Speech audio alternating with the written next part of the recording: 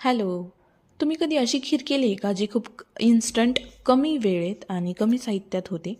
सगळ्यात आधी इथे मी करते आहे शेवयांची खीर. त्यासाठी लागणारं साहित्य घेतलं आहे मी. अर्धा लिटर दूध घेतलं आहे, थोडंसं तूप घेतलं आहे, काही ड्रायफ्रूट्स घेतलेले आहेत आणि मेन म्हणजे शेवया घेतलेल्या आहेत आणि थोडीशी साखर. सगळ्यात आधी कढई गरम झाल्या मी त्यामध्ये एक चमचा तूप घालून ड्रायफ्रूट्स रोस्ट करून घेतलेले आहेत. ड्रायफ्रूट्स माझ्याकडे आता बदाम अवेलेबल आहेत. 4-5 बदाम मी उभी चिरून मस्त तुपामध्ये असे परतून घेतलेले आहेत. त्यानंतर सगळ्यात महत्त्वाचा इन्ग्रेडियंट्स म्हणजे शेवया. शेवया पण छान तुपामध्ये परतून घेते आहे. त्याही छान एक स्मेल येईपर्यंत, क्रिस्पी होईपर्यंत छान परतल्या गेल्यानंतर त्याचा थोडासा कलरही चेंज होतो आणि स्मेलही चेंज होतो.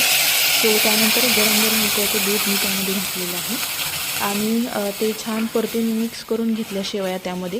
शेवया छान शिजतील आणि तोपर्यंत जरा उकळून घ्यायचं किंवा परतून घ्यायचं आणि किती क्वांटिटी तुम्हाला दुधाची हवी आहे त्यानुसार.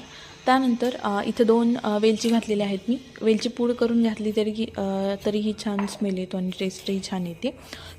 त्यानंतर गोडासाठी तुम्ही किती साखर वापरताय तुमच्या आवडीनुसार तुम्ही साखर घालू शकता. इथे मी 4 ते 5 चमचे साखर घातलेली आहे आणि त्यानंतर मस्त असं छान एक उकळी येऊ द्यायची आणि ते सगळं एकजीव झालं आणि शिजलं सगळं की त्यानंतर सगळ्यात last at the and me dry fruits घातलेले आहेत, जे की बदाम मी परतून घेतले होते ते. आणि पुन्हा एकदा एक 2-3 मिनटं छान उकळी येऊ द्यायची आणि त्यानंतर मग शेवया वगैरे शिजवून आपली खीर रेडी आहे. ही खूप इन्स्टंट अशी खीर आहे.